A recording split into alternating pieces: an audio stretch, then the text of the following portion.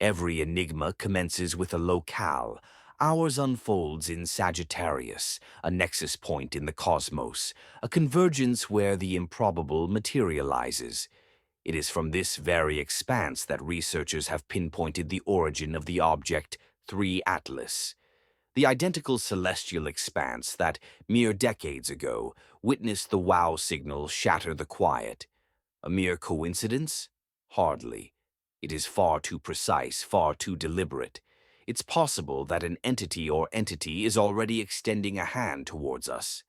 Remain with me, for tonight we shall unravel why the trajectory of Atlas appears anything but arbitrary, and why 3 Atlas may have been attentive all along, patiently awaiting in profound silence. Should this puzzle captivate you as profoundly as it has me, be sure to bestow a like and subscribe, ensuring you don't miss a single development as this unfolds in real time. Drop a comment detailing your location, the current time there, and whether you believe we are privy to the complete truth surrounding these startling revelations.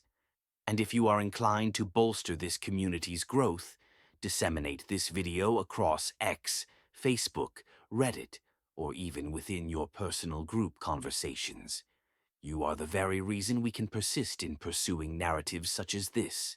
Thus, our sincere gratitude for your unwavering support. Part 1. The Startling Commencement. When astronomers meticulously traced the orbital path of 3 Atlas backward through the epochs, integrating its trajectory across countless millennia of galactic motion, their expectation was to uncover a progenitor star system, a stellar cradle, or a fractured planetary disk that had propelled this wanderer into the cosmic abyss. What they unearthed instead brought them to an abrupt halt. The object's trajectory, when reversed like a celestial film reel, pointed directly back to Sagittarius, the very constellation, the identical patch of the heavens that yielded the most compelling indication of extraterrestrial intellect ever documented. The 1977 WOW signal, not merely an approximate vicinity, but the precise region. The archer's bow was unequivocally aimed at Earth. This is not how scientific inquiry is typically conducted. Chance occurrences are certainly commonplace, yet instances of such profound precision, so laden with implication, compel contemplation on whether one is observing random happenstance or a meticulously designed revelation. 3 distinct elements are converging in a manner that suggests not accident, but rather a carefully orchestrated sequence. First, an interstellar entity, undeniably a visitor from beyond our solar confines, arrives from Sagittarius following a voyage potentially spanning millions of years. Second, the most compelling candidate for a SETI signal ever registered. A 72-second radio transmission of such power and narrow bandwidth that astronomer Jerry Eman inscribed "Wow" upon the printout, originating from Sagittarius in August of 1977. Third, Earth itself has been actively transmitting radio waves into the cosmos for nearly a century, and some of these emanations have already traversed the vast distances to stars within Sagittarius, advancing at the speed of light, thus announcing our presence to any potential listeners. 3I Atlas was first observed in 2020, its interstellar nature confirmed by its hyperbolic orbital path, a signature trajectory indicative of an object unbound by our sun's gravitational pull. It originated from an external source, transited our solar system, and will ultimately depart, rejoining the galactic expanse. Unlike the majority of comets, which follow elliptical orbits that ensure their periodic return, interstellar objects are singular visitors. They appear, they depart, and if not studied during their fleeting passage, the opportunity for observation is irrevocably lost. This renders every detection of an interstellar body invaluable, and every detail concerning its origins crucial for understanding its provenance and what insights it might offer regarding other stellar systems.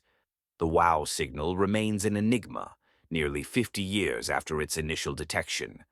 On the 15th of August, 1977, at 11:23 p.m., the Big Ear Radio Telescope at Ohio State University registered a powerful, narrow-band signal at 1,220 megahertz, coinciding with the hydrogen line, precisely the frequency that SETI researchers theorized extraterrestrial civilizations might employ, given its status as a natural wavelength discoverable by any technologically advanced species studying the universe.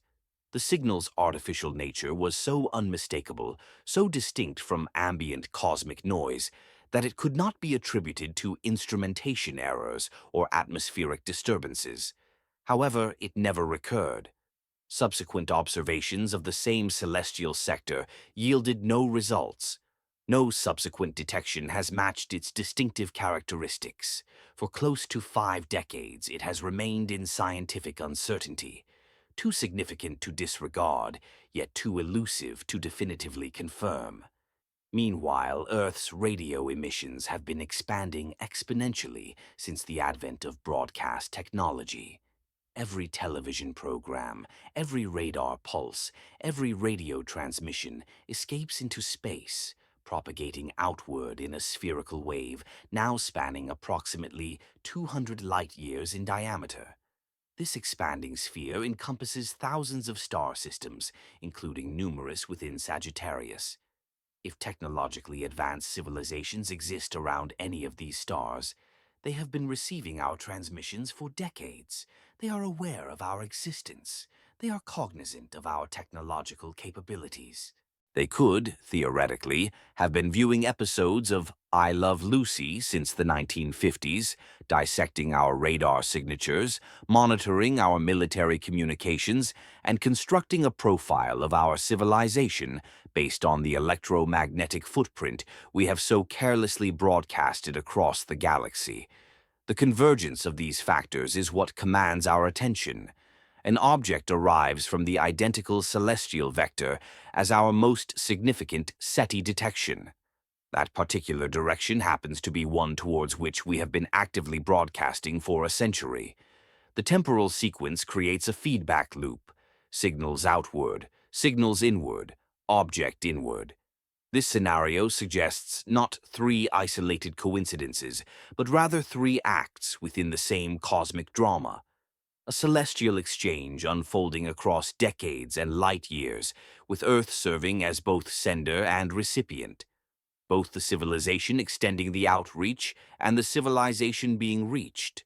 If Sagittarius holds unique significance, if it represents more than just another arbitrary arrangement of stars that humanity has delineated in the night sky, then we must endeavor to comprehend why.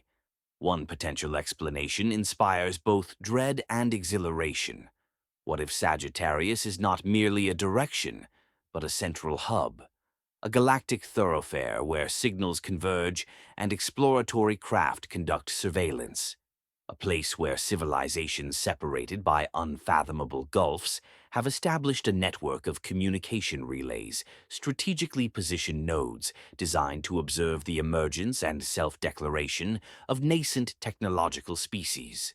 What if our transmissions have been directed into a populated neighborhood, a region already interconnected by an infrastructure we have yet to comprehend?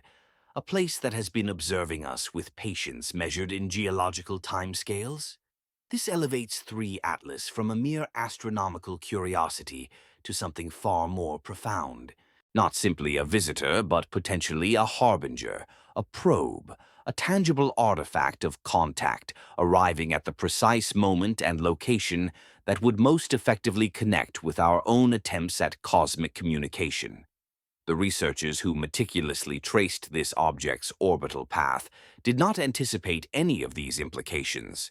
They were engaged in routine analysis, a standard computational process prevalent in astronomy.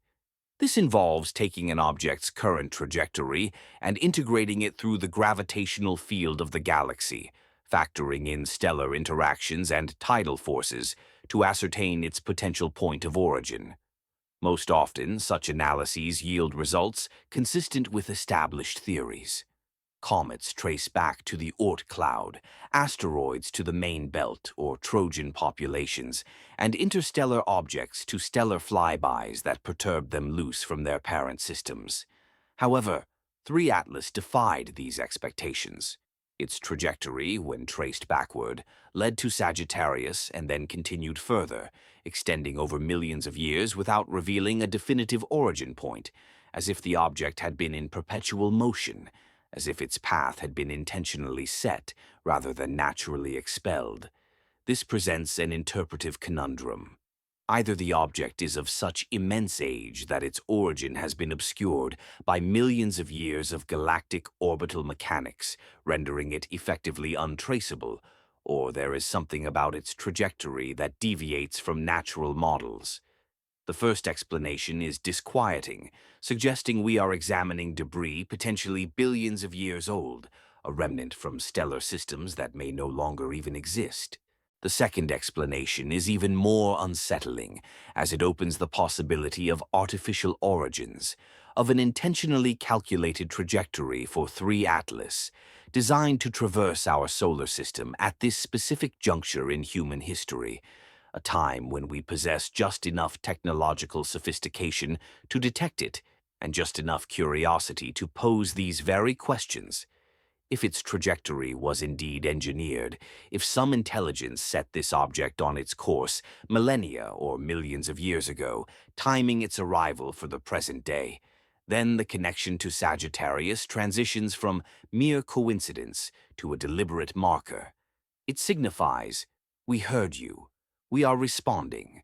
We originate from the direction you have been signaling towards, from the very place that signaled you first." The wow signal then transforms from an isolated enigma into the initial chapter of a dialogue. 3 Atlas becomes the second part, leaving us to ponder the nature of the third. Whether it is already en route, whether we will recognize it upon its arrival, and whether we are truly prepared for what contact entails when it manifests not as a grand announcement, but as subtle alignments that require decades to perceive and interpret. The profound revelation is not merely that an interstellar object originated from Sagittarius. The true shock lies in its arrival from Sagittarius, precisely at a moment when we have achieved the sophistication to trace orbits backward, precisely when we are questioning our solitude, precisely when our own signals have penetrated far enough into that region to plausibly elicit a response. The timing, the direction, the convergence of outbound and inbound messages, all of it suggests that we may not be discovering contact so much as recognizing it. Finally, after years of unfolding around us unnoticed, 3 Atlas might not represent a new beginning. It could signify the continuation of a conversation that commenced decades ago, unknowingly, with the universe as our attentive listener. Part 2. Orbital Forensics. The process of tracing an object's orbital path backward through time is akin to detective work conducted on a cosmic scale. Astronomers commence with the object's current position and velocity, data meticulously gathered from multiple observations as it traverses the sky. This information is then fed into sophisticated simulations that model the gravitational influences of every significant mass within the galaxy: the Sun, planets, neighboring stars, and the galactic disk itself, even accounting for the cumulative tidal effects of dark matter distributed throughout the Milky Way. The simulation then runs in reverse, calculating the object's past positions over years, centuries, and millennia, factoring in all gravitational perturbations that would have shaped its course. If the object originated from a stellar flyby or was ejected from a planetary system, this backward integration should eventually lead it to a proximity with a star that could plausibly be its progenitor. The Gaia Space Telescope has revolutionized this field. The Gaia Data Release 3 offers precise positional data, distances, and velocities for over 1 billion stars. For the first time in human history, we possess the capability to reconstruct the 3-dimensional motion of our stellar neighborhood across millions of years. We can identify which stars were in our vicinity in the past, which will be in the future, and which have crossed paths with objects of particular interest. When 2I Borisov, the second confirmed interstellar visitor, was discovered in 2019, researchers utilized Gaia data to trace its origin. They determined it emanated from the general direction of a young stellar association, a collection of stars born concurrently and still loosely congregated as they journey through the galaxy. While not an exact match, the correlation was plausible. Borisov was identified as a pristine comet ejected from a planetary system during its formation, propelled into interstellar space until it coincidentally passed through our solar system. 3 Atlas, however, offers no such straightforward explanation. Researchers meticulously examined dozens of stellar encounters, executing backward integrations and searching for close approaches to stars that might have once harbored the object.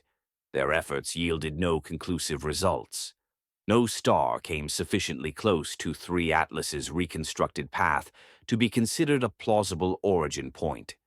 Certain encounters presented marginal interest, but were ultimately dismissed due to velocity discrepancies. The object would have required an impossibly high acceleration to escape those systems. Others were ruled out by temporal mismatches. The encounters occurred too recently to account for the object's apparent age and trajectory. As the backward integration proceeded further, the orbital path became increasingly erratic, influenced by galactic tides and cumulative perturbations from distant celestial bodies. Ultimately, the uncertainties escalated to a point where reliably pinpointing the object's location millions of years prior became impossible. This situation is unprecedented for an interstellar object. We anticipate that these visitors should be traceable, at least in principle, as they must have originated from somewhere. Stars continuously eject comets and asteroids during the formation and evolution of planetary systems. Close encounters between stars scatter these objects, sending some into interstellar space while others remain in bound orbits. Over billions of years, the galaxy should be replete with these wanderers, traversing the spaces between stellar systems, occasionally passing through ours by chance. 2I Borisov fits this model perfectly. 1I Oumuamua, the first confirmed interstellar object discovered in 2017, proved more challenging to trace, yet its origins were still considered plausibly natural, although its anomalous characteristics spurred ongoing debates regarding a potential artificial source. 3 Atlas diverges from this established pattern. Its orbital path does not lead to any readily identifiable origin. This dichotomy results in two competing explanations, neither of which is entirely comfortable. The first posits that the object is extraordinarily ancient, so old that reconstructing its history is beyond our current capabilities. If it has been in transit for billions of years, if it was ejected from a stellar system that has since migrated considerable distances due to galactic orbital mechanics, then the trail has simply grown too cold to follow. The galaxy rotates. Stars move in intricate patterns, influenced by spiral density waves and gravitational interactions. Over sufficient spans of time, any connection between an object and its origin dissolves into ambiguity.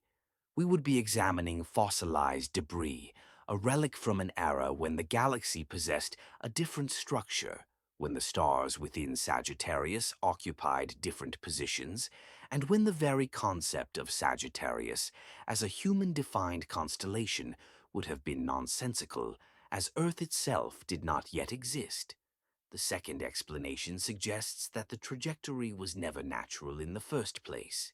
If an intelligence or entities deliberately placed 3 Atlas on this specific course, meticulously calculating its route to pass through our solar system, then an orbital backtrack would fail to identify a natural ejection event because none occurred.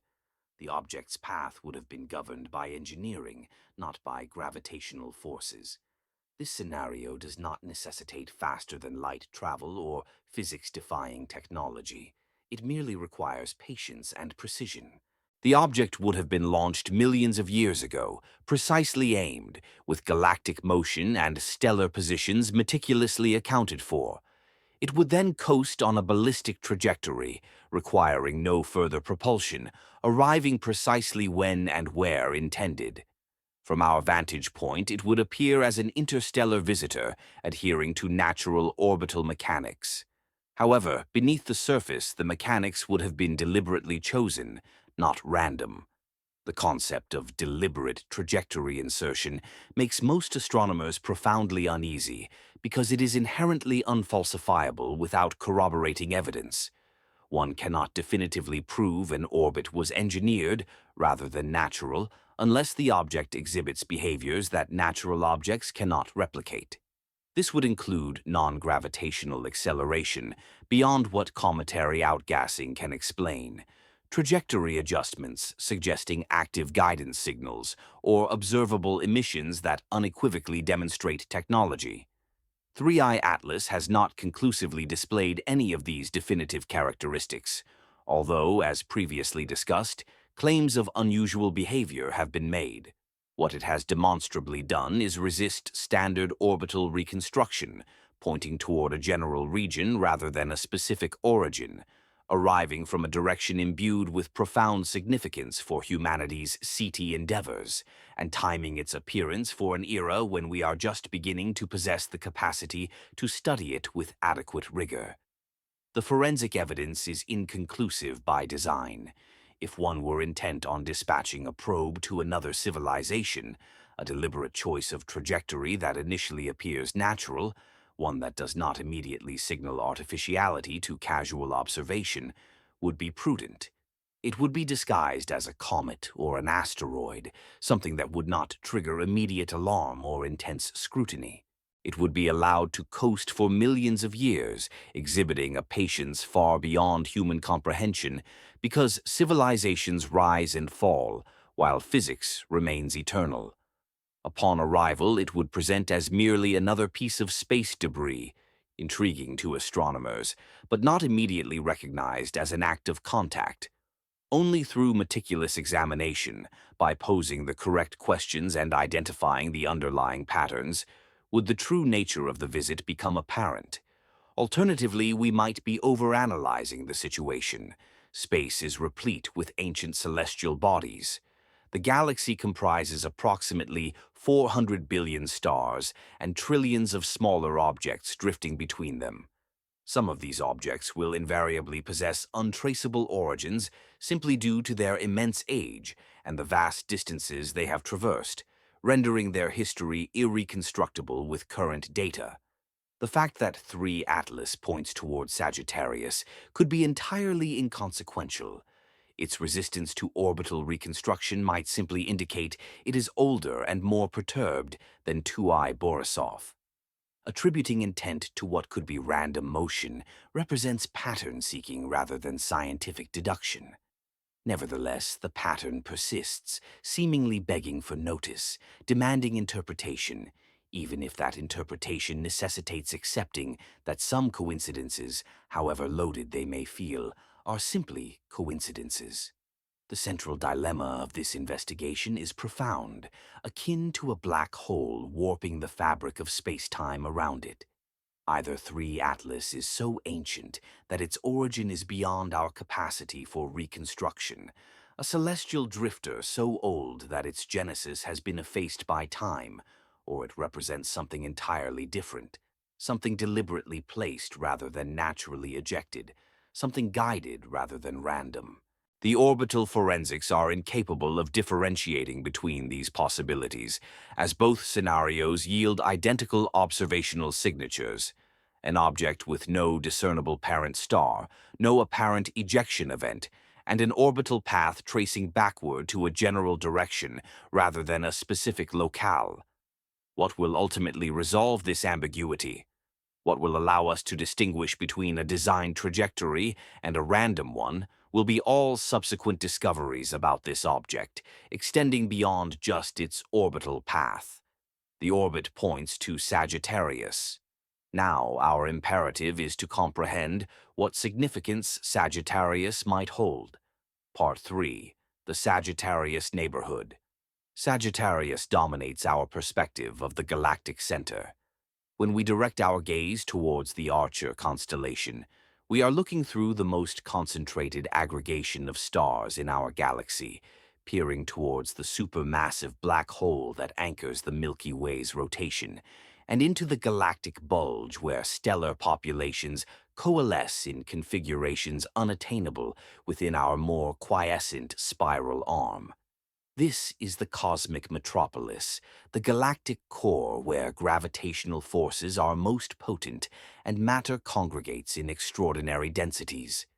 Regions of star formation blaze with ultraviolet radiation emanating from nascent stellar clusters. Ancient red giants, billions of years old, traverse orbits that have circled the galactic center hundreds of times. This region is multifaceted, a cradle and a tomb, a construction site and a ruin. The most active and most ancient stellar populations coexist in a space so densely populated that, from the perspective of a planet within that region, the night sky might feature thousands of stars brighter than our own brightest. This inherent density renders Sagittarius a natural convergence point, a crossroads where trajectories from across the galaxy could plausibly intersect. If one were to establish a monitoring station or a communication relay at a location offering maximum exposure to passing civilizations, maximizing the probability of eventual contact with another technological species, the galactic center region would represent the most logical choice. The constellation Sagittarius provides a dominant view of the Milky Way's core. When observers look towards the Archer, they are peering through the densest star fields in our galaxy, in the direction of the supermassive black hole that anchors the galaxy's rotation, and the bulge where stars are densely packed, in arrangements not found in our quieter spiral arm. This is the galactic downtown, the central hub where gravity is strongest and matter accumulates in extraordinary amounts. Regions of star formation are illuminated by the intense ultraviolet radiation from newly formed star clusters. Ancient red giants, billions of years old, follow orbits that have completed hundreds of circuits around the galactic center. This area is all-encompassing, a birthplace and a final resting place, a site of creation and decay. The most active and the most ancient stellar populations exist side by side in a space so crowded that, from a planet within this zone, the night sky might display thousands of stars brighter than our own brightest. This concentration makes Sagittarius a natural meeting ground, a crossroads where paths from across the galaxy might reasonably converge. If the objective were to position a surveillance station or a relay point offering maximum visibility to passing civilizations, thereby increasing the likelihood of encountering another technologically advanced species, the galactic center region would be the obvious selection. The prevalence of celestial bodies indicates a greater number of planetary systems, which in turn increases the likelihood of life and intelligence developing. This particular region has been actively generating stars throughout the galaxy's existence, implying that any civilizations that originated there possessed an evolutionary advantage spanning billions of years. By the time humanity's early ancestors were single-celled organisms just beginning to grasp photosynthesis, civilizations within Sagittarius could have already been ancient, widely dispersed across the region, and had established infrastructure that we are only now developing the capacity to detect. The statistical probability of 3 Oumuamua objects coincidentally pointing towards Sagittarius is contingent on how the query is formulated. The observable sky encompasses 88 constellations of varying magnitudes. Sagittarius is a substantial constellation, occupying a significant portion of the celestial sphere. Consequently, any given direction has an approximate 5 to 10% chance of falling within its boundaries, depending on the definition of its limits. This does not appear particularly improbable. However, when the wow signal is incorporated, and when the specification moves beyond any arbitrary constellation to the one that yielded the most significant candidate for extraterrestrial intelligence ever detected, the odds become considerably tighter.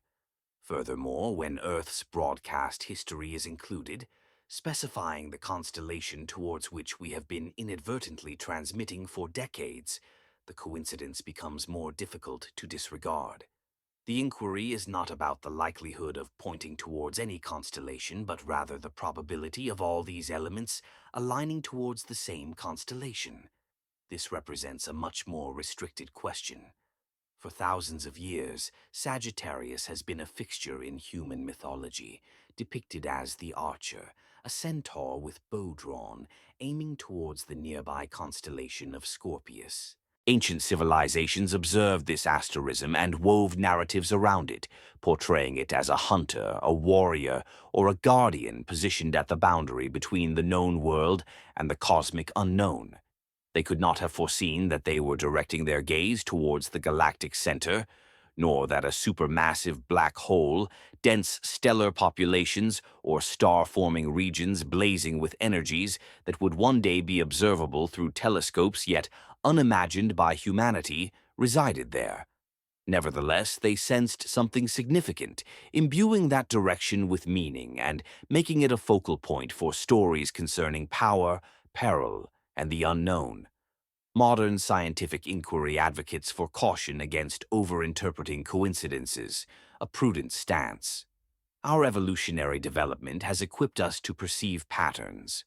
Our brains connect disparate pieces of information even when no genuine connection exists, as false positives were less detrimental to our ancestors' survival than false negatives.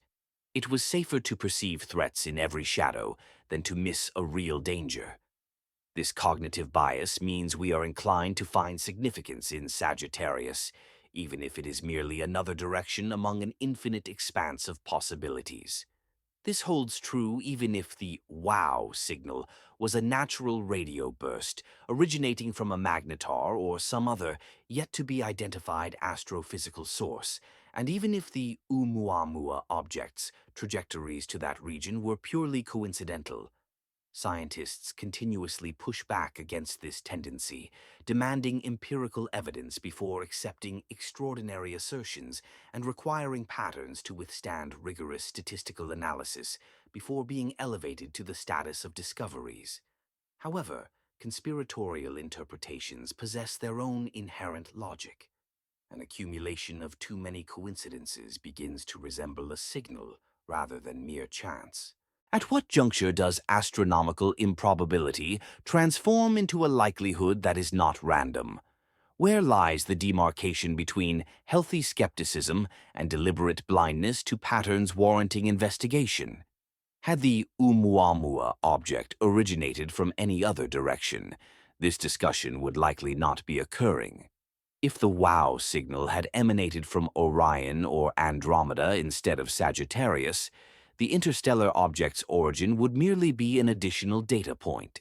It is the convergence of these factors that generates a sense of urgency, transforming the academic exercise of orbital forensics into a potential scenario for first contact. This convergence intensifies with each additional layer of information. The galactic disk rotates, and Sagittarius lies in the direction of this rotation, the direction towards which our solar system is advancing as we orbit the galactic center. This makes it a natural point of collision for objects approaching from that direction and our own movement through space. If one intended to intercept our solar system, launching from the vicinity of the galactic center and precisely timing the arrival during our transit would be geometrically advantageous. The relative velocities align favorably, and the trajectories converge naturally. An object coasting from Sagittarius towards our current position would not require intricate maneuvering. It would merely necessitate precise timing, a launch calculated to place it in our path at the opportune moment. While this does not constitute proof of design, it eliminates one potential objection: the question of why Sagittarius specifically. The answer lies in the fact that it is the direction from which interception is most straightforward. Astronomers studying Oumuamua continue to conduct simulations, refine trajectory calculations, and check for close proximity to stars catalogued by Gaia. Some are actively searching for its parent system, while others are exploring the hypothesis of an ancient trajectory, attempting to model the galactic environment millions or billions of years ago when the object might have been expelled. Still others are privately contemplating the artificial hypothesis, refraining from public discussion due to the career repercussions without extraordinary evidence, but privately performing calculations to determine what a deliberately inserted trajectory would entail and whether the available data supports such a scenario. The scientific community is divided, exercising caution and awareness that this could represent the most significant discovery in human history or an utter waste of resources on a mere celestial body. Sagittarius resides at the nexus of this uncertainty, a direction devoid of inherent meaning, yet potentially holding profound significance. The constellation itself is an arbitrary human construct, a pattern formed by connecting stars that have no physical relationship to one another, but happen to align along our line of sight. However, the galactic center is a tangible entity, as are the dense stellar populations. The fact that our most compelling SETI signal originated from that location is undeniable, and now an interstellar object has arrived from the same direction, untraceable, resistant to standard analysis, and timed to appear precisely when humanity has become sophisticated enough to discern the pattern and curious enough to contemplate whether patterns sometimes signify what they appear to represent. If Sagittarius serves as a hub, a waypoint, or a monitored region where nascent civilizations are observed and assessed, the forthcoming revelations will determine this. The discovery might not be a sudden, dramatic event, but rather a gradual realization dawning upon us that the coincidences are not arbitrary. We are being observed, and the Archer's arrow, in flight for eons, is only now becoming visible to us. Part 4, 1977. A Celestial Alignment. August. While unacknowledged at the time, August of 1977 proved to be an extraordinary month for humanity's engagement with the cosmos. Two events, separated by mere days, would later appear not as mere coincidences, but as symmetrical occurrences, akin to two notes within a larger symphony that we are still striving to comprehend. On August 20th, NASA initiated the launch of Voyager 2, a robotic probe destined to explore the outer planets before venturing into interstellar space. It carried a golden record inscribed with images, music, and greetings from Earth in 55 languages. The spacecraft's eventual trajectory would guide it towards the constellation of Sagittarius and Pavo, descending below the ecliptic plane and heading into the galactic south, traversing the void at 35,000 miles per hour, a velocity that, while rapid by human standards, is imperceptibly slow on a cosmic scale. 5 days prior, on August 15th, the Big Ear radio telescope registered the WOW signal. The temporal proximity of these events creates an undeniable bookend effect once recognized. Earth dispatches a physical emissary towards Sagittarius, and almost simultaneously, we receive what remains the most potent radio signal candidate for extraterrestrial intelligence, originating from the same celestial domain. A message dispatched, a message received, a launch, and a detection. This symmetry would be profoundly poetic were it not so unsettling, suggesting that perhaps, just perhaps, these occurrences were not independent events. It might imply that an entity or entities were observing, took note of our preparations to launch Voyager, and responded promptly with a signal timed to arrive just before the launch, conveying a message of acknowledgement. We perceive you. We exist. We are situated in the direction you are sending your probe. Such an interpretation necessitates an extraordinary alignment of timing. However, timing is precisely what technology enables. If a surveillance system were operational within Sagittarius and had been observing Earth for decades or even centuries, it would have witnessed our technological advancement, commencing with radio transmissions in the 1920s, expanding to television coverage globally in the 1950s, and escalating with increasingly sophisticated radar and deliberate SETI transmissions in the 60s and 70s. Such a system would have calculated the travel time for its own signals to reach Earth at the speed of light. If it had elected to respond to our emergence as a species capable of radio communication, it would have transmitted its signal years or decades earlier, carefully timing its arrival for maximum impact. This would be at a juncture when we were actively contemplating interstellar communication, thus increasing the likelihood of noticing and investigating the signal rather than dismissing it.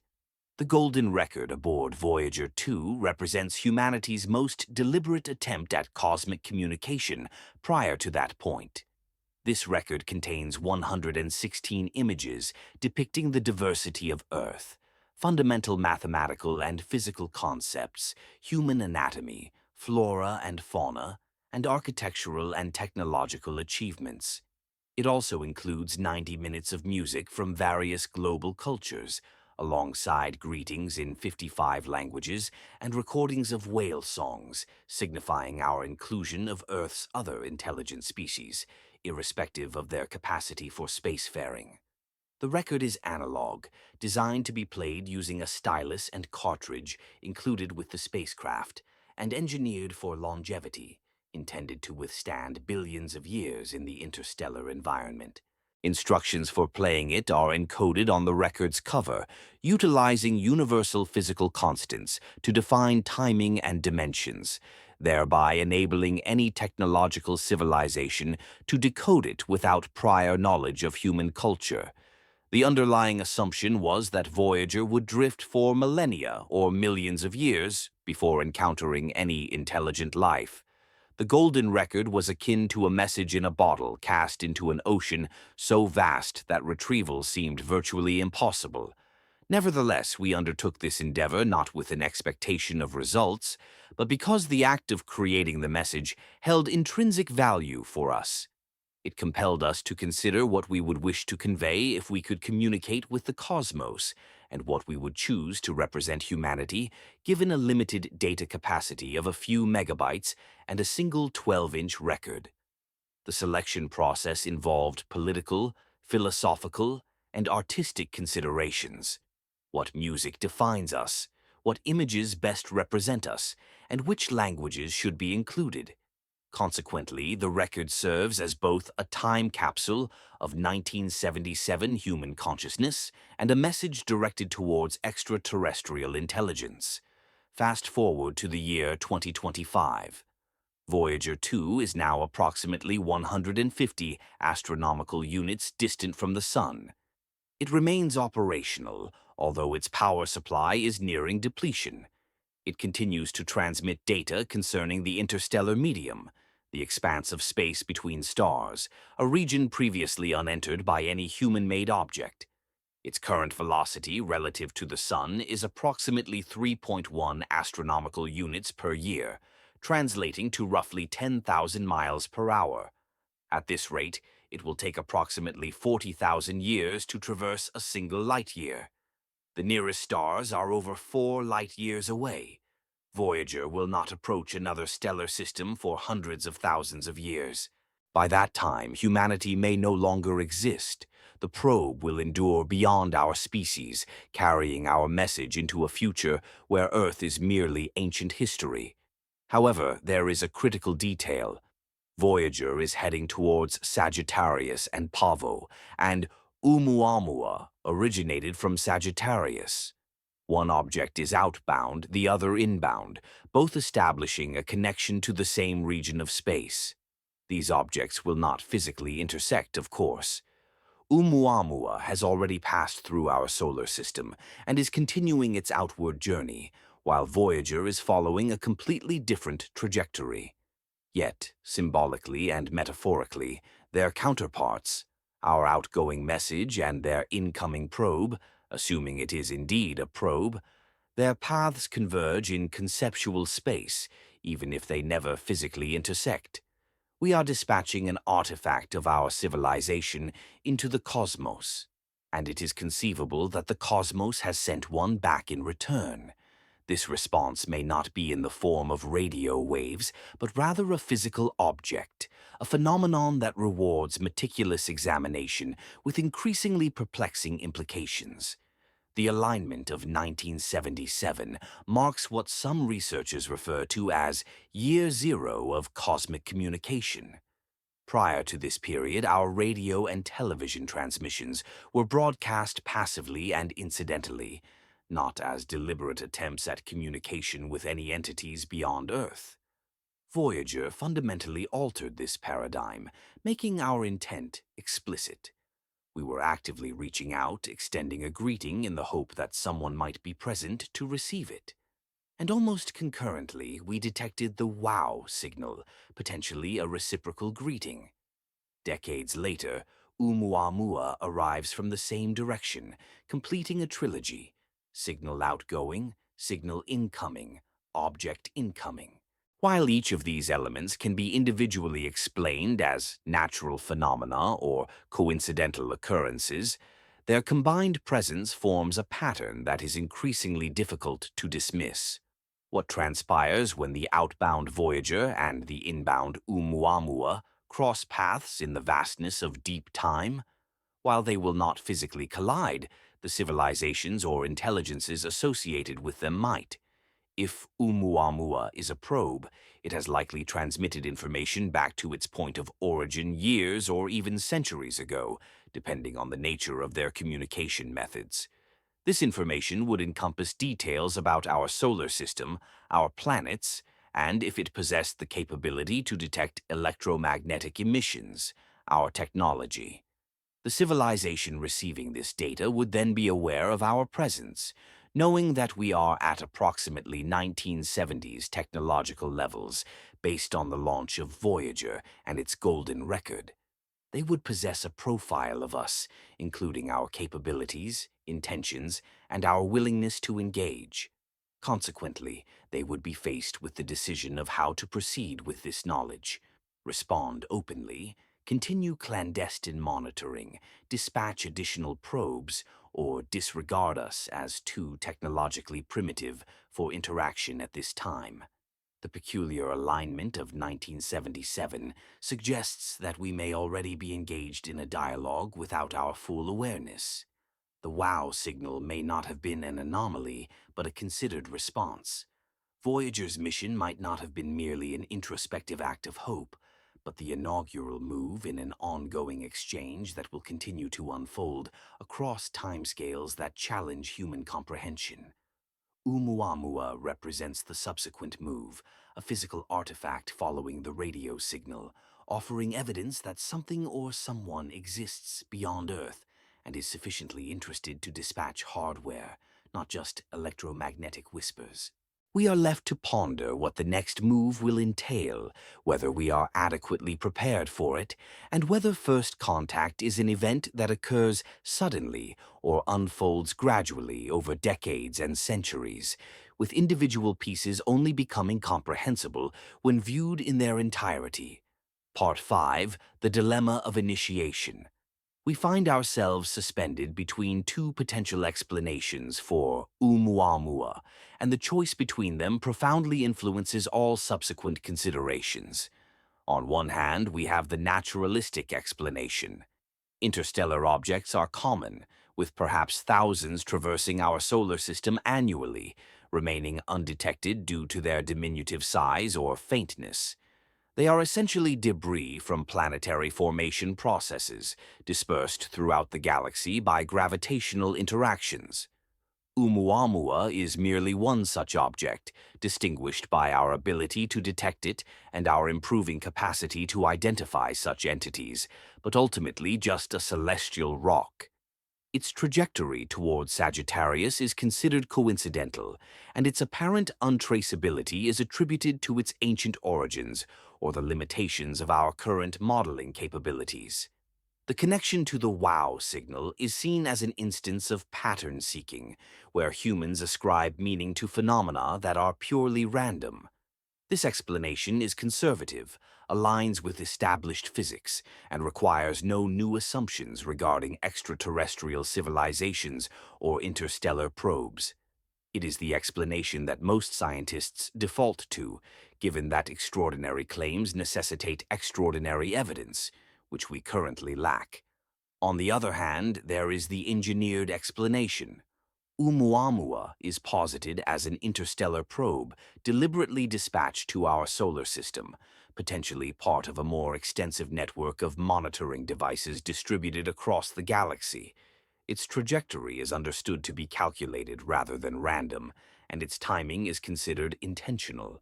Its linkage to Sagittarius and the WOW signal are interpreted as integral components of a communication strategy that we are only beginning to comprehend. The probe, in this hypothesis, is camouflaged as a natural object, a strategy employed to observe without inciting panic and to allow the target civilization to gradually discover its presence rather than announcing itself dramatically. This explanation necessitates accepting the existence of another technologically advanced civilization, possessing either interstellar travel capabilities or, at the very least, interstellar probe technology, which has been monitoring us and has chosen this moment to initiate contact in a manner subtle enough to require our diligent effort to perceive. The concept of a probe is not novel. It was first proposed in 1960 by physicist Ronald Bracewell, who suggested that advanced civilizations might utilize autonomous probes instead of radio signals for interstellar communication. While radio waves travel at the speed of light, they dissipate with distance, requiring immense power for interstellar ranges. Probes, though slower, can convey more information, adapt to local conditions, and observe and await the development of technology in a civilization before revealing themselves.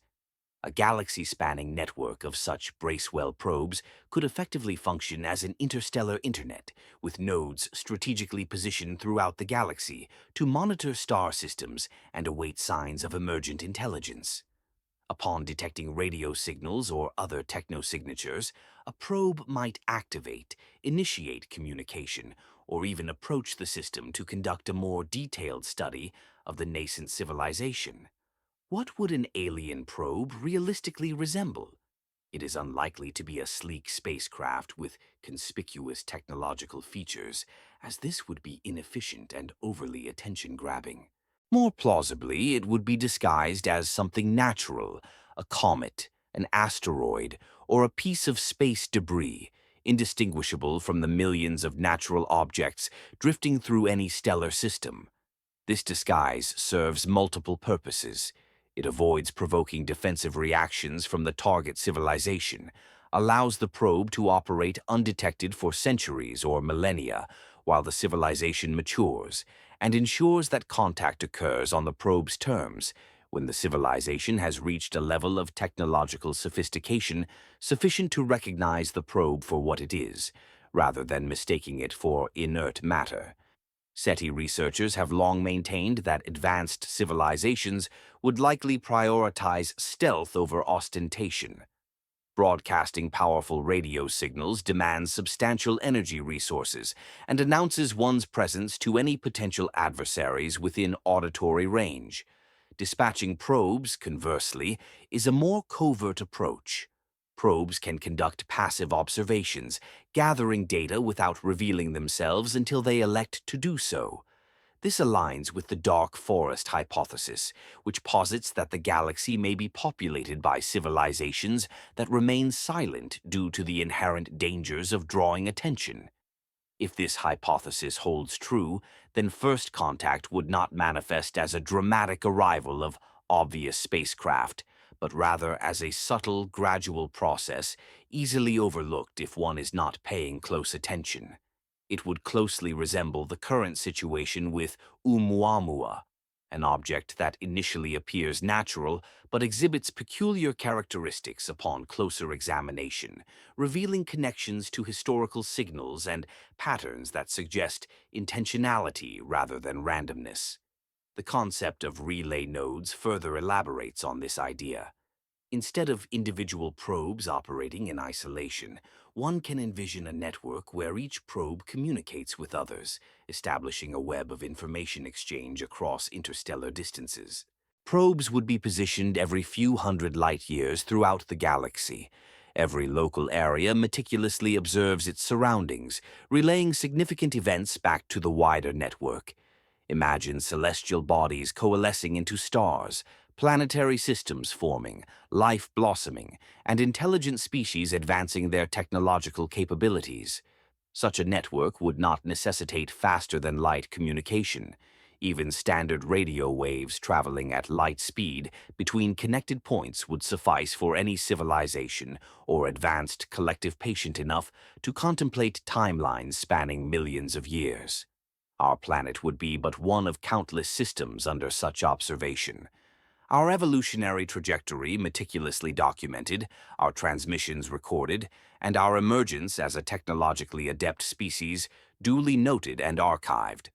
The Fermi paradox poses the question, given the galaxy's vast age and the apparent prevalence of life, where are all the extraterrestrial civilizations? Why haven't we encountered unequivocal evidence of their existence? One compelling answer suggests we have indeed encountered evidence, but failed to recognize it. We may have mistaken alien probes for comets, their signals for random radio bursts, and their meticulously crafted patterns for mere coincidences. Our expectation of contact was perhaps too grand. We envisioned aliens announcing their presence unequivocally, with dramatic arrivals and unambiguous pronouncements, much like cinematic portrayals. But what if contact is ongoing, has been for decades, and we are only now beginning to assemble the fragmented clues? Could objects like Oumuamua, the wow signal, and a host of other anomalies we've previously dismissed or rationalized away all be components of the same grand design? Nodes in a sophisticated network we are only now developing the capacity to perceive. This scenario transforms a scientific quandary into an existential crisis. If Oumuamua was a natural phenomenon, we remain ostensibly alone in our corner of the cosmos, diligently searching for signals that may never materialize, constructing narratives of cosmic solitude. However, if its origin was artificial, our entire understanding shifts. We are being observed, an integral part of a larger structure we neither designed nor control. Our transmissions, far from dissolving into the void, were received, analyzed, and met with a response. The wow signal was not an astrophysical enigma awaiting explanation, but an interstellar greeting, a test of our observational acuity and our willingness to engage. Oumuamua, in this context, represents a subsequent development, a physical manifestation that rewards in-depth investigation with increasingly perplexing implications. The prevailing scientific stance advocates for skepticism until irrefutable proof emerges. This is a methodologically sound position, as established understanding should not be challenged based on ambiguous data or compelling correlations. The standard requires unambiguous evidence, clear signals, undeniable artifacts, and repeatable observations that defy natural explanations. The fundamental challenge arises if contact is intentionally subtle. If the entity behind Oumuamua intended for us to decipher its presence gradually, rather than through an overwhelming revelation, we may never encounter that definitive smoking gun. Instead, we might perpetually receive what we are currently experiencing, a series of inexplicable occurrences that, when viewed collectively, form a discernible pattern for the observant, yet remain dismissible to those who favor conventional interpretations. A more radical approach involves tentatively accepting the probe hypothesis and exploring its consequences. This does not imply blind faith, but rather a serious consideration of the hypothesis, allocating resources for its investigation, and actively seeking further data that could either validate or invalidate it. If Oumuamua is indeed a probe, it may have exhibited behaviors inconsistent with natural celestial bodies. These could include trajectory adjustments, signals we failed to detect due to insufficient observation at specific frequencies or times, or even reactions to our own observations and transmissions. Re-examining existing data through the lens of the probe hypothesis might reveal patterns previously overlooked as mere noise, assuming a purely natural origin. While this approach carries the risk of investing time and reputation in a flawed hypothesis, it also holds the potential to be the very method that identifies first contact as it unfolds. A more balanced perspective embraces genuine uncertainty. We currently lack definitive knowledge about Oumuamua's nature. The available data supports both natural and artificial interpretations. The connection to Sagittarius, the timing of the wow signal, and the object's unexplainable orbital trajectory all heighten the probability of an extraordinary event, yet they do not constitute proof. We find ourselves in a precarious position, situated between initial detection and confirmed understanding, between observation and comprehension. This is the very frontier of scientific discovery, existing in the dynamic interplay between emerging patterns and concrete evidence, between observation and interpretation. It is here, with honest inquiry, that we must remain until further data becomes available. However, embracing uncertainty does not equate to passive observation. It mandates vigilant monitoring of the object as it recedes from our solar system, actively seeking additional signals or anomalies, and preparing for the monumental possibility of humanity's most significant discovery.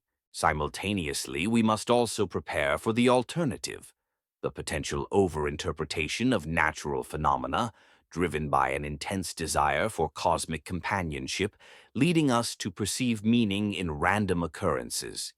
Both preparations are essential, as both possibilities remain plausible.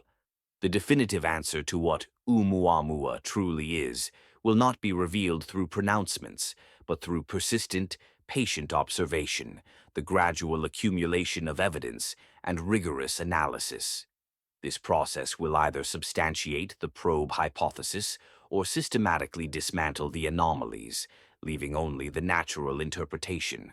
Should Oumuamua function as a relay, a component of a network observing nascent civilizations across the galaxy, then the profound message lies not in any single data point, but in the existence of the network itself. The very act of being observed signifies our entry into a pre-existing, organized, and interconnected galactic community, buzzing with an intelligence imperceptible until we developed the necessary technological sophistication. This realization is both exhilarating and terrifying. It confirms we are not alone, but simultaneously diminishes our perceived uniqueness. It suggests the universe has taken notice of us, though we remain uncertain whether this signifies benevolent interest or a veiled warning.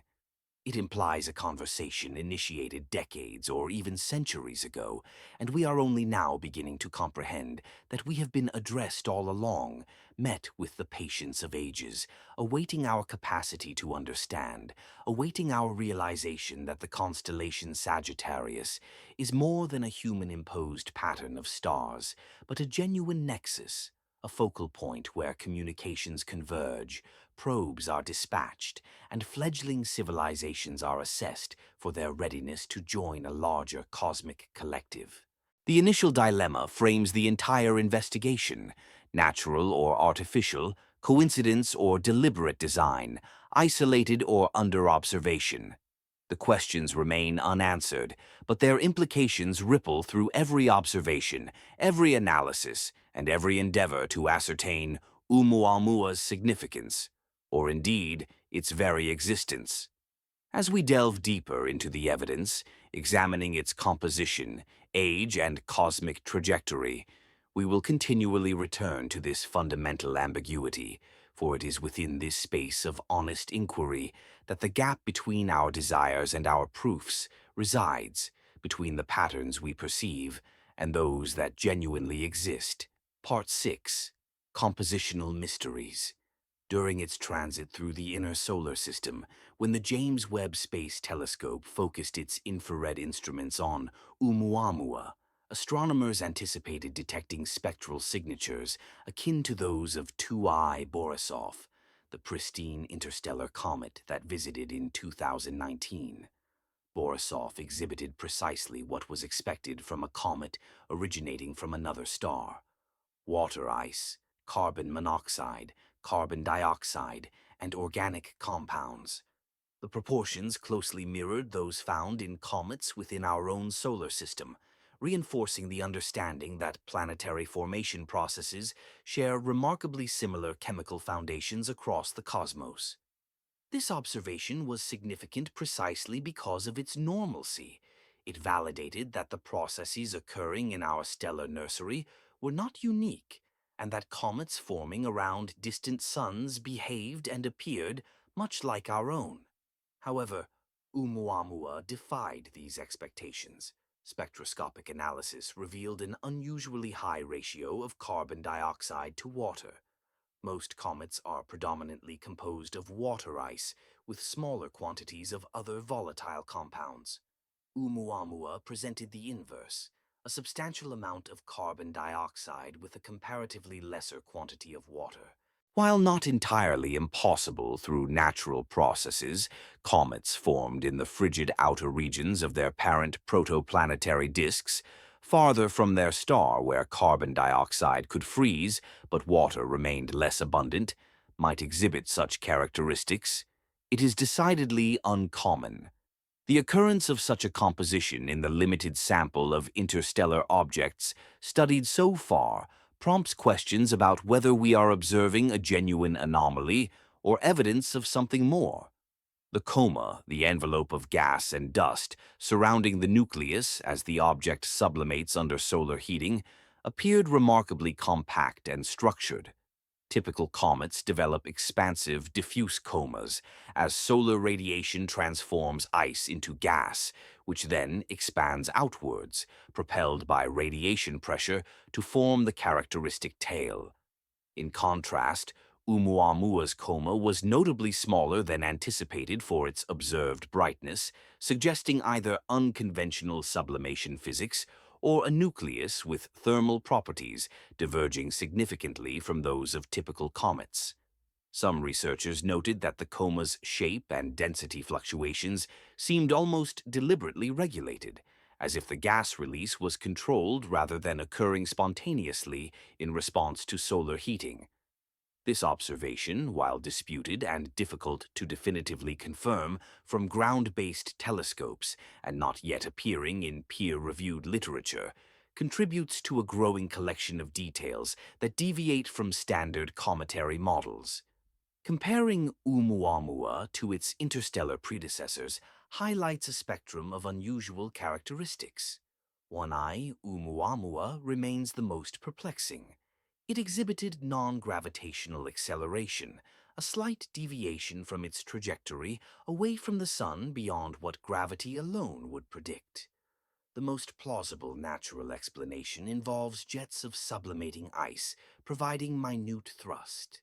Yet, Oumuamua displayed no discernible coma, no tail, and no spectroscopic evidence of outgassing. Harvard astronomer Avi Lowe proposed a radical hypothesis. It might be artificial, perhaps a damaged or defunct light sail being propelled by radiation pressure in a manner mimicking powered acceleration. This proposition was largely met with skepticism within the astronomical community, which favored natural explanations, however strained, over the leap to alien artifacts. The debate remains unresolved, primarily because Oumuamua departed our observational range before comprehensive study could be completed. 2I Borisov, in stark contrast to Oumuamua's peculiarity, was refreshingly ordinary. It behaved like a comet, appeared like a comet, and its chemical composition aligned perfectly with cometary models. It served to confirm that at least some interstellar objects are precisely what they seem, remnants from planetary formation, ejected during the tumultuous early stages of stellar system evolution. Its very normality was scientifically valuable, validating the fundamental assumption that interstellar objects are natural phenomena. However, this very normality accentuates the distinctions presented by Oumuamua. If the majority of interstellar comets resemble Borisov, why does Oumuamua diverge so significantly? The discussion surrounding artificiality hinges on establishing definitive criteria for proof. Lowe argues that artificial origins should be considered a serious hypothesis when natural explanations necessitate the invocation of multiple improbable factors. If one must account for unusual composition, aberrant outgassing, peculiar timing, and anomalous orbital behavior, perhaps the more parsimonious explanation is that the object itself is not natural. Mainstream astronomers counter that an alien probe is inherently not the simpler explanation, as it requires accepting the existence of extraterrestrial intelligence, the possession of interstellar travel technology, and a deliberate decision to visit our solar system, all assumptions far more extraordinary than the possibility of natural physics yielding unusual, albeit plausible, outcomes. This fundamental disagreement boils down to a debate about prior probabilities. What is considered more likely before examining the evidence? Rare natural phenomena or extraterrestrial visitors? A hybrid possibility occupies a middle ground, a natural comet that has been modified by technological means, a Trojan horse probe disguised with actual cometary material rather than being entirely artificial. This scenario would explain Oumuamua's observed cometary behaviors, such as sublimation and coma formation, while simultaneously accounting for its peculiarities that defy conventional cometary models. The core of the object could be technology, instrumentation, or even dormant intelligence, encased within a shell of ice and rock gathered from its originating system or accumulated over eons of interstellar travel. From an external perspective, it would appear natural enough to evade casual scrutiny. Close examination would reveal anomalies, but these anomalies could be interpreted as either peculiar chemistry or deliberate design, depending on the observer's predisposition. This hybrid model, while having precedence in fiction, is grounded in scientific logic. If one were to launch probes for exploring or monitoring distant stellar systems, camouflage would be a prudent strategy. Approaching a planetary system with an overtly artificial object might elicit defensive reactions from emerging technological civilizations, leading to potential interception or destruction out of fear or curiosity. A more discreet approach would be to appear harmless, to blend in with natural debris, allowing the target civilization to study the object without realizing they are themselves under scrutiny. The technology would be deeply embedded, shielded by substantial layers of ice and rock, revealing itself only through subtle behaviors that require specific intent to detect. Oumuamua's compositional oddities could represent precisely these subtle indicators, technological fingerprints discernible to meticulous analysis, but deniable as natural variations to those inclined to overlook them.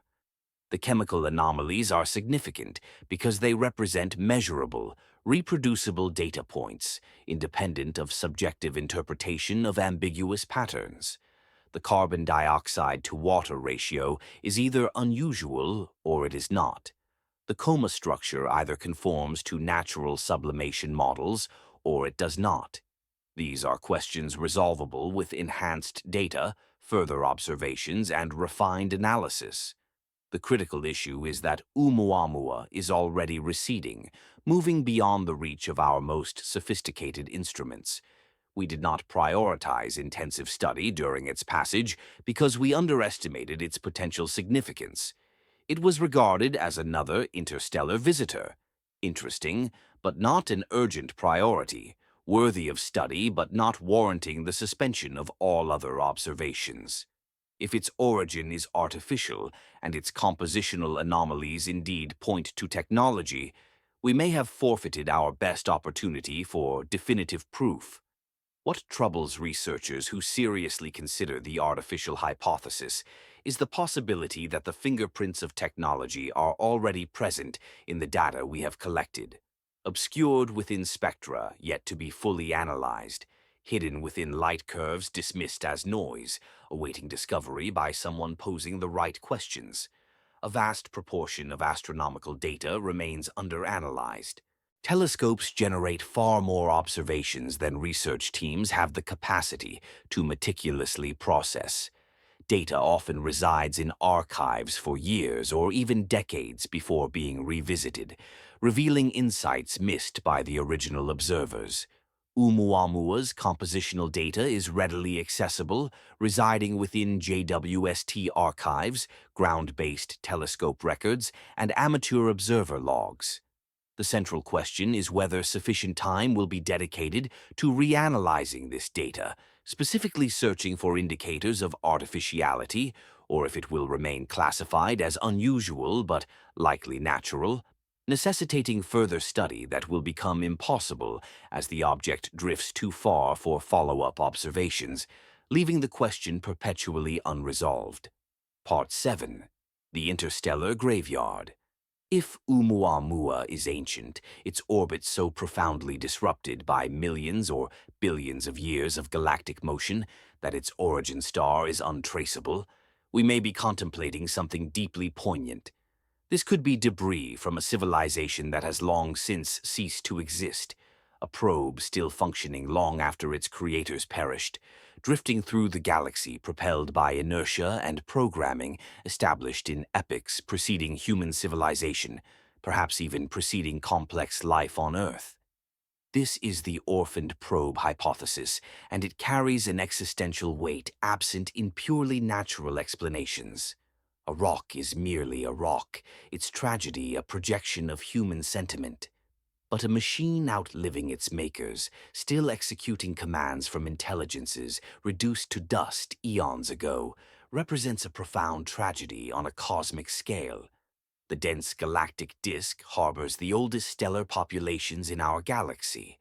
These stars, formed within the initial few billion years following the Milky Way's coalescence from the primordial cosmic gas, are metal-poor.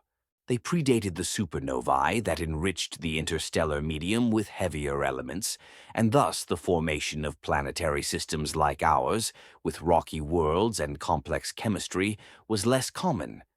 Some thick disk stars date back 12 billion years, nearing the age of the universe itself. If Oumuamua originated from such a population, launched by a civilization that evolved around one of these ancient stars, its traceability would be virtually impossible by now. Its parent star could have drifted thousands of light years from its original position when the object was launched, and the civilization itself may have vanished for millennia. This concept gives rise to galactic archaeology. It involves studying not the ruins of ancient human civilizations, but those of alien ones, examining their remnants to comprehend their nature, their achievements, and their aspirations. Just as Earth's archaeology reconstructs cultures from pottery fragments and burial artifacts, galactic archaeology would reconstruct civilizations from derelict probes, ancient satellites still in orbit around dead worlds, and ruined infrastructure on planets whose atmospheres were stripped away when their stars became supernovae. We have yet to discover such evidence, perhaps because we have not scrutinized the cosmos with sufficient rigor, or because we are only now developing instruments sensitive enough to detect such artifacts, or perhaps because we lack a clear understanding of what to look for or where. However, statistical analyses suggest their existence is probable if technological civilizations have arisen and fallen over billion-year timescales. The cosmic graveyard hypothesis expands upon this concept. The galaxy is theorized to be strewn with defunct technology from civilizations that emerged, thrived, and ultimately perished across billions of years. Much of this technology is likely unrecognizable, degraded by radiation and micrometeorite impacts to the point of being indistinguishable from natural asteroid material. Some components may still be functional, operating on power sources with geological lifespans, continuing missions long after their original purpose has become irrelevant. Probes drift through interstellar space, occasionally traversing stellar systems, capturing images of planets, and recording data that reaches no destination, as their intended receivers no longer exist. This represents the ruins of ruins.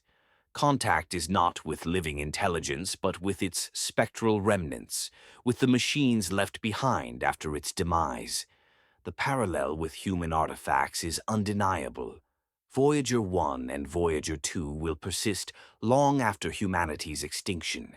In a billion years, both probes will continue their journey through interstellar space, their electronic components rendered inoperative by radiation, their power sources depleted, yet their physical structures largely intact.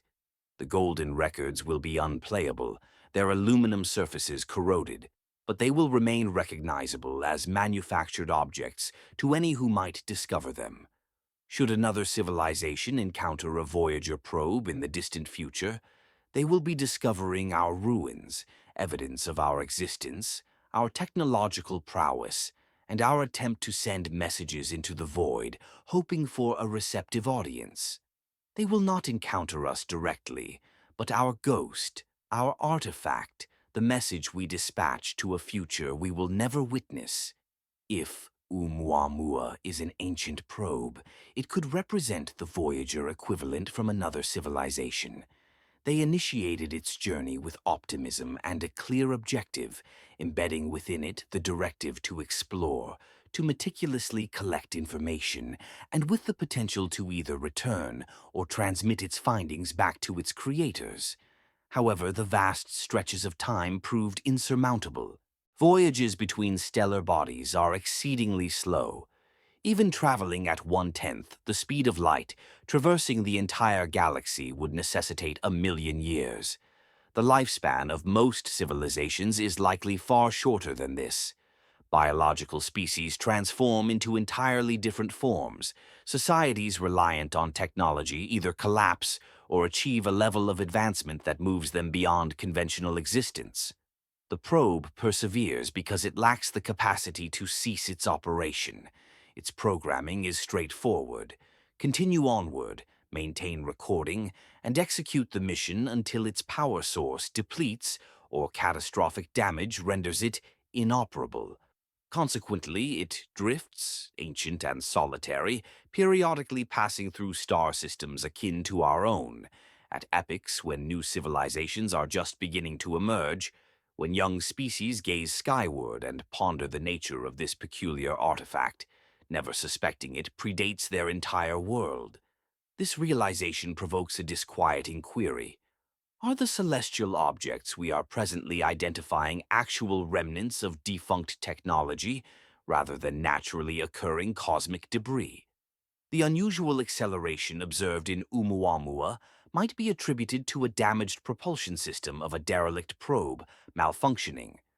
The object designated 2I Borisov could represent an aged probe whose outer surface has been so extensively eroded by its interstellar voyage that it has accumulated sufficient ice and dust to present the appearance of a natural comet. The compositional anomalies observed in Atlas could be residual traces of its manufacturing process, remnants of artificial materials intermingled with accumulated natural matter after millions of years of exposure to interstellar gases and dust. We would remain unaware because we lack the necessary observational resolution and proximity to conduct sufficiently close examinations. We observe these objects from millions of miles away, record their spectral signatures and trajectories, and categorize them based on limited data that could, for ancient objects, produce similar characteristics, whether their origins were natural or artificial. The implications are far-reaching. Should this hypothesis hold true, our initial encounter with extraterrestrial intelligence would not be with living beings, but rather with the detritus they left behind, the discarded remnants of their expansion across the galaxy before their eventual demise. We would find ourselves engaged in the exploration of a cosmic graveyard, cataloging the deceased and attempting to decipher the nature of vanished civilizations from their refuse. Secondly, it offers a stark explanation for the Fermi paradox. Civilizations may be sufficiently numerous that their ruins accumulate, yet they do not endure long enough to achieve direct contact with one another. The galaxy is populated with intelligent entities operating on timescales so protracted that individuals are incapable of meeting. Species rise and fall across spans of millions of years, occasionally catching glimpses of each other's manufactured objects, but never engaging in direct dialogue or exchanging ideas in real time. We are all merely passing notes into the future, hoping for eventual readership. Thirdly, it suggests that the ruins we discover could be billions of years old, making them the most ancient artifacts in the universe, predating Earth itself, and older than any structure, natural or artificial, within our solar system. Atlas, designated 3, could represent the most ancient manufactured object humanity has ever examined.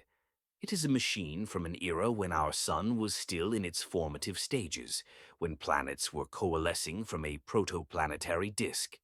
During that epoch, Earth was a molten sphere slowly cooling under relentless bombardment.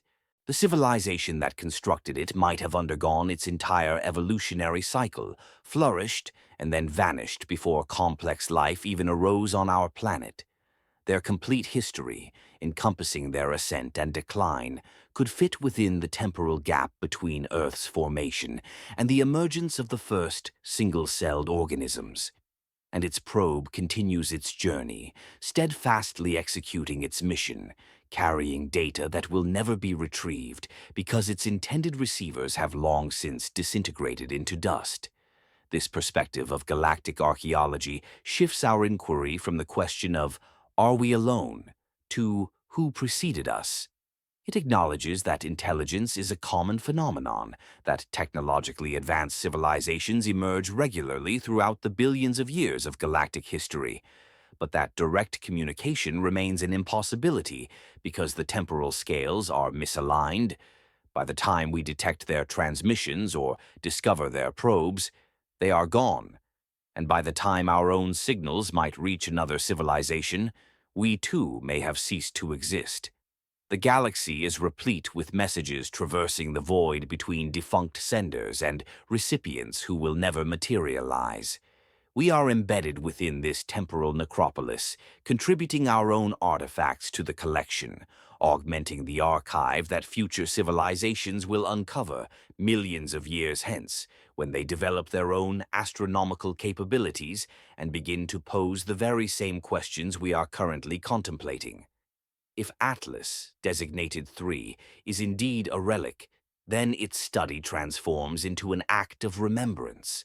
It is an homage to a civilization we will never meet, an endeavor to comprehend what they constructed and the motivations behind it.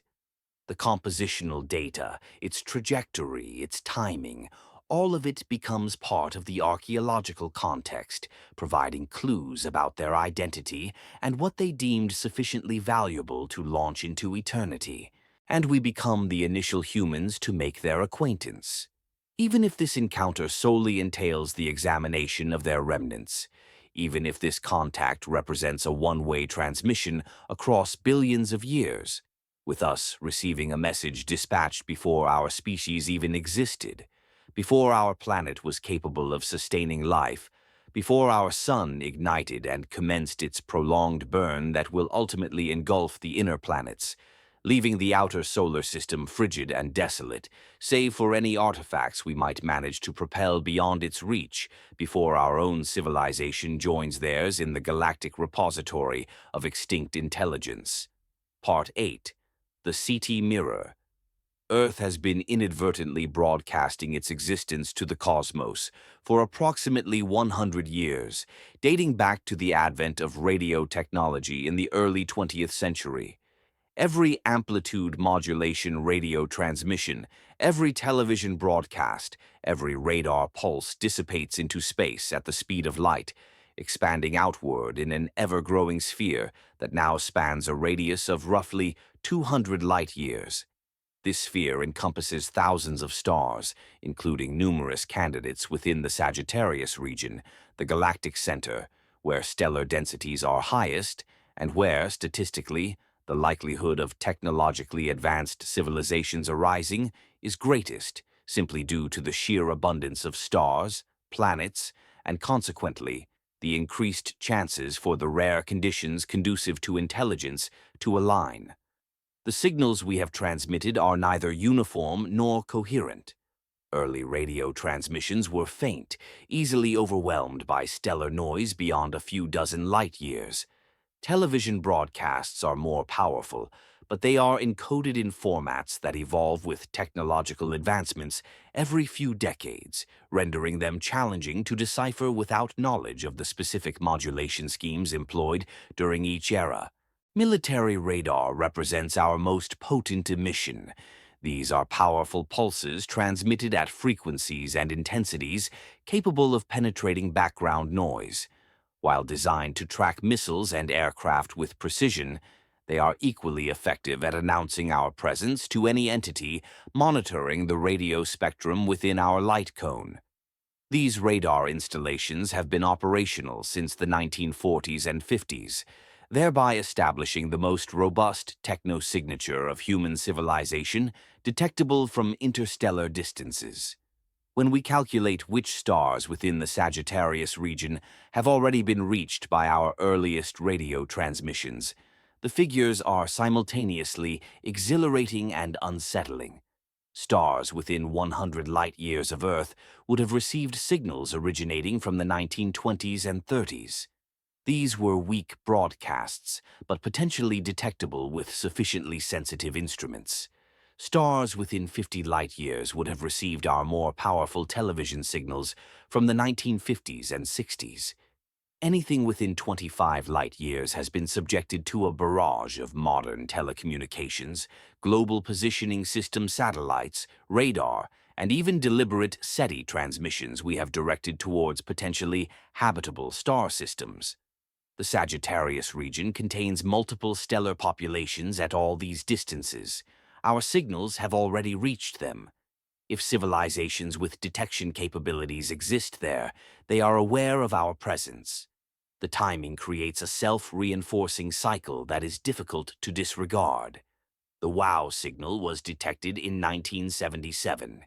If it constituted a deliberate transmission rather than a natural astrophysical phenomenon, it originated from the general direction of Sagittarius, although pinpointing its precise source is impossible due to the broad antenna resolution of the Big Ear telescope. If the signal was a response to our existence, the civilization transmitting it would have needed to intercept our emissions, recognize them as artificial, decide to reply, and then transmit back. Communication at the speed of light implies a round-trip time equivalent to twice the distance. If the source was 25 light-years away, they would have received our 1950s broadcast in the 1970s.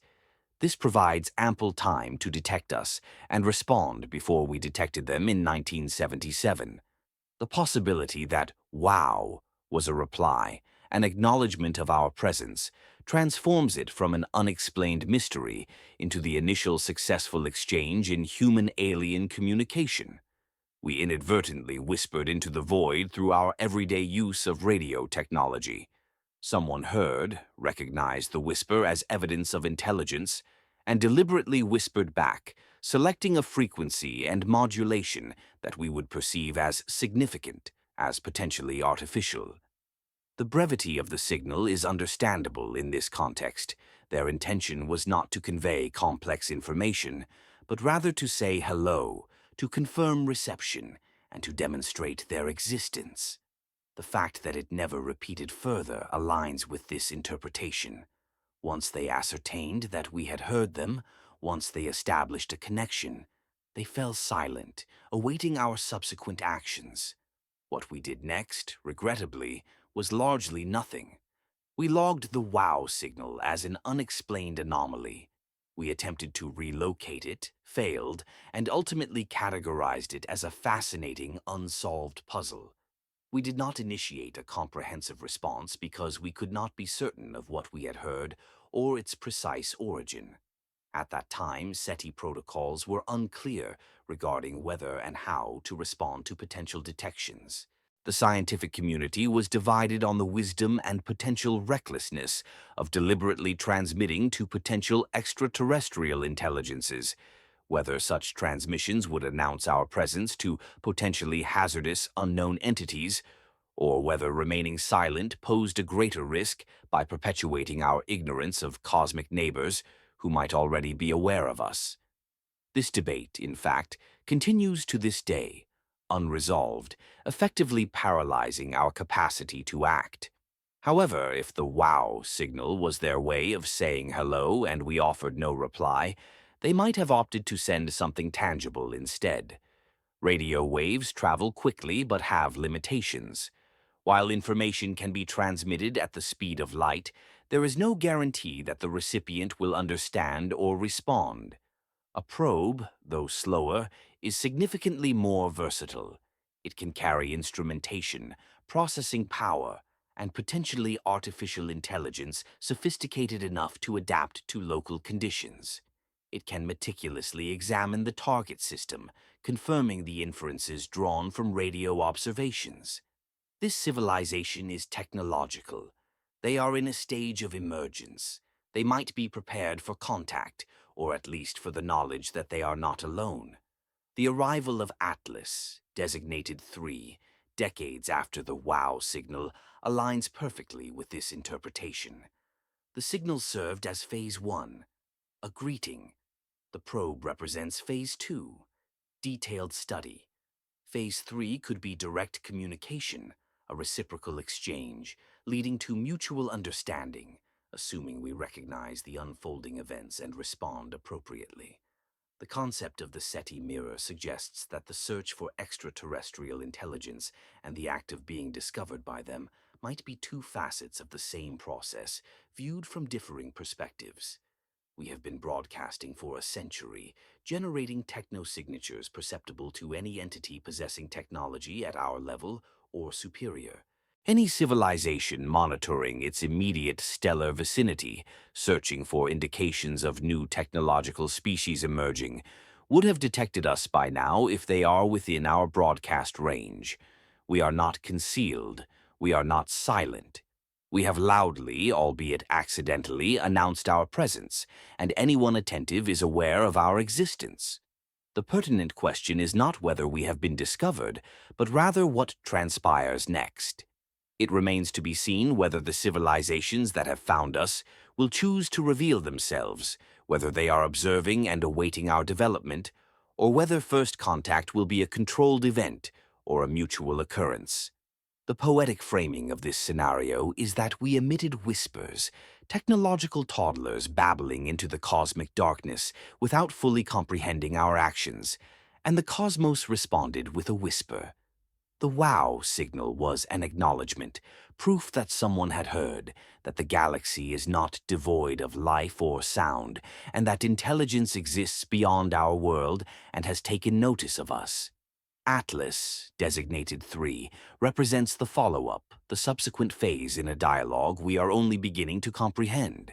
It is a physical message succeeding an electromagnetic one, meticulously designed for in-depth examination, intended to reward investigation with progressive revelations. Initially, it appears natural, then compositionally anomalous, then suspicious in its timing and trajectory. Ultimately, if we delve deeply enough, it may prove recognizable as artificial. This constitutes contact as a pedagogical tool, a test, and a gradual unveiling, allowing us to discover the truth at our own pace rather than being overwhelmed by immediate, irrefutable evidence. If Atlas, designated 3, is the physical response to our accidental broadcasts and their deliberate wow acknowledgement, then we find ourselves in the midst of a three-part exchange. We signaled unintentionally.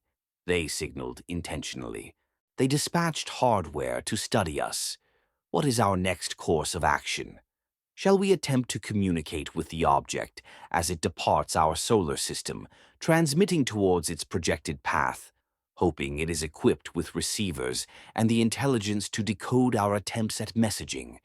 Shall we launch a probe to intercept it, aiming for a close-up study, despite the considerable speed and distance, making such a mission nearly insurmountable with our current technological capabilities? Shall we await further objects, additional signals, more conclusive evidence that this is a genuine and ongoing phenomenon rather than an isolated coincidence that we are overinterpreting? Or shall we do what humanity excels at, engaging in endless debate, disagreeing on interpretations, and allowing institutional caution and scientific skepticism to impede decisive action until the opportunity has passed, leaving us to ponder what might have occurred had we possessed the boldness to assume contact was real and acted accordingly? The mirror reflects ourselves as we appear to others, vocal, curious, technologically advanced, emerging into galactic awareness without truly grasping its implications or the identity of our observers. The mirror also reveals that we have been observed, that our presence has been registered, and that we are integral to a larger cosmic community, irrespective of our recognition of this fact. The crucial question is whether we are prepared to gaze into that mirror and accept what we see. It is whether we can transcend apprehension and uncertainty to embrace the possibility that we are not alone, that we never have been, and that the galaxy has been observing and awaiting our maturation to the point where we can join the ongoing conversation that has unfolded around us, above us, and through us across billions of years of galactic history. Part 9. The Shadow Theories. Beneath the established accounts of interstellar object discoveries and SETI detections lies a darker current of speculation. These claims assert that intelligence agencies and covert research programs have been monitoring anomalous objects in deep space for decades. They suggest that Oumuamua was not the inaugural interstellar visitor, but merely the first whose presence could not be effectively concealed. They propose that our telescopes have detected numerous unusual objects whose data was classified before reaching the scientific community. These assertions reside in the nebulous realm between conspiracy theory and whistleblower revelations. They are challenging to substantiate, facile to dismiss, yet sufficiently persistent to warrant examination, if only to comprehend the nature of what people believe is being withheld and the rationale behind it. These allegations typically follow a predictable pattern. Defense-related telescopes, tasked with tracking satellites and space debris to prevent collisions and monitor potential threats, occasionally detect objects whose trajectories do not align with any entries in their catalogs of known satellites, rocket bodies, or natural celestial bodies. These detections trigger an investigation. Scientists then analyze the data, calculate orbital paths, and determine whether the object originated from Earth or arrived from an external source.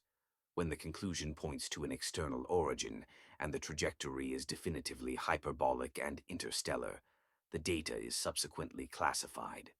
The official record remains silent. The researchers involved are bound by security clearances and non-disclosure agreements. The public is never informed that an unidentified object has traversed our solar system. Proponents of these theories cite the recent official acknowledgement of unidentified aerial phenomena, UAP, by military and intelligence agencies as a precedent. For many years, the prevailing official stance was that UFO reports were attributable to misidentifications, elaborate hoaxes, or psychological delusions. Then, in 2021, the Pentagon released reports confirming that trained military observers had documented objects exhibiting maneuvers that surpassed the capabilities of known aircraft, that these reports were treated with seriousness, and that dedicated investigation programs were in place. The narrative underwent an overnight transformation, shifting from their non-existence to their presence, albeit with an unknown nature. If governments possess the capacity to maintain secrecy surrounding UAP investigations for decades before gradually acknowledging them, why would they not do the same for interstellar objects, or for extraterrestrial signals, or for evidence of extraterrestrial intelligence that has been detected and archived away from public scrutiny? The motivations for such suppression would be multifaceted: preventing widespread public panic, preserving a strategic advantage should the objects or signals contain exploitable technology or information, avoiding diplomatic complications if different nations detect disparate phenomena, and allowing time to fully comprehend the situation before making pronouncements that cannot be retracted. Contact with extraterrestrial intelligence would arguably represent the most significant event in human history. It is conceivable that governments might reasonably conclude that the revelation should be carefully managed, implemented gradually, and orchestrated to minimize social disruption while maximizing strategic benefit. This line of reasoning is logical, which makes dismissing these conspiracy theories outright as mere paranoid fantasies more challenging. Secrecy concerning first contact might be genuinely justifiable from the perspective of those enforcing it. Reports of vanished comets and unpublished orbital anomalies are more difficult to trace because they involve absence rather than presence. Astronomers occasionally observe objects that are not catalogued, that disappear from subsequent observation attempts, that appear in preliminary data but never make it into published scientific literature. Sometimes these instances are the result of errors, instrumental artifacts, or misidentifications of known objects under unusual observational conditions. However, there are instances where objects genuinely vanish from tracking databases. Their orbits may indicate brief appearances followed by gaps, suggesting either their disintegration, which should result in detectable debris clouds, or a change in trajectory that is inconsistent with natural phenomena, or perhaps the data was deliberately removed. Substantiating this pattern necessitates access to classified databases, which researchers outside of intelligence agencies do not possess. The assertion that Atlas, designated 3, is part of a broader collection of suppressed interstellar detections aligns with this framework. If defense-related telescopes have been monitoring unusual objects for years, Atlas, designated 3, might be one of those that proved impossible to conceal due to its detection by numerous civilian observers simultaneously, or because its luminosity and trajectory made it impossible to obscure. Earlier objects, being dimmer, faster, or on trajectories that passed through regions of the sky less meticulously monitored by amateur astronomers, could have been logged and classified before civilian scientific awareness. Consequently, we would be observing only the most conspicuous portion of the detected population, those objects too evident to be suppressed, while a larger contingent of detections remains confined within military and intelligence databases, inaccessible for scientific analysis. The parallels with UFO secrecy are striking and unsettling. The pattern of official denial, followed by gradual acknowledgement, and then by limited disclosure while maintaining that no definitive conclusions have been reached, creates precisely the informational environment conducive to the proliferation of conspiracy theories. Individuals recognize that they are not being provided with the complete narrative. They perceive the omissions, the inconsistencies, and the slow retreat from absolute denial to qualified admission. This fosters distrust and fuels speculation. Whether or not actual detection is occurring, the prevailing sentiment that it could be shapes how individuals interpret ambiguous occurrences like 3I 1I 2017 U1 or Oumuamua. They surmise the existence of concealed information, conjecture about classified investigations, and assume the public narrative is a meticulously edited rendition of a more intricate and unsettling reality. The established scientific community's refutation of these hypotheses primarily emphasizes the inherent practical hurdles of maintaining such a comprehensive level of concealment. Thousands of astronomers globally meticulously observe the cosmos. Data is routinely disseminated across international borders. Scholarly articles undergo peer review and are published in accessible, publicly available journals. The task of keeping discoveries secret would necessitate a coordinated suppression effort spanning numerous nations, diverse institutions, and varied research fraternities, all of whom possess a far greater incentive to publicize their findings rather than to withhold them. This is because career advancement within the scientific realm is intrinsically linked to publication. The conspiracy would need to be of an impossibly vast scale, involving an unmanageable number of individuals across an excessive number of organizations, each with competing interests. Most scientists deem this scenario logistically unfeasible. However, limited suppression, rather than wholesale secrecy, presents a more plausible proposition. One does not need to obscure everything from everyone. Rather, the focus would be on identifying the most sensitive data, those detections that unequivocally indicate non-natural origins or extraterrestrial technology, and classifying this narrowly defined subset while permitting the routine scientific publication of all other findings. The vast majority of interstellar objects would likely be published conventionally, as most are presumed to be natural in origin. The select few exhibiting clear artificial signatures would be flagged, quietly investigated by authorized personnel, and then archived, remaining inaccessible to the broader scientific community. This ultimately establishes a bifurcated system: public astronomy, dedicated to studying natural phenomena, and classified astronomy, tasked with scrutinizing potential technosignatures and artificial objects. The public-facing scientific endeavor publishes papers and identifies comets, while the covert system meticulously tracks entirely different entities. Whether this hierarchical structure actually exists remains unproven and likely unprovable without internal disclosures or official revelations. What is undeniable is the persistent speculation surrounding these matters, which profoundly influences how many people interpret events, such as 3I1I 2017, U1, and the WOW signal, consequently fueling a public demand for transparency that official bodies struggle to meet without either disclosing sensitive classified information or facing accusations of deliberate obfuscation. These clandestine theories might indeed be erroneous, stemming from paranoia or an innate human tendency to perceive patterns and ascribe malevolence to routine institutional discretion surrounding observations related to national defense. Alternatively, they could hold a kernel of truth, offering glimpses into a reality known only to a select few cleared scientists who are bound by silence. This reality might involve the confirmed detection of multiple interstellar probes, where the WOW signal was merely one among numerous transmissions that have been logged and classified, implying that first contact may have already occurred, with the pertinent data relegated to archival databases accessible only decades hence, contingent upon the expiration of secrecy restrictions or shifts in geopolitical considerations.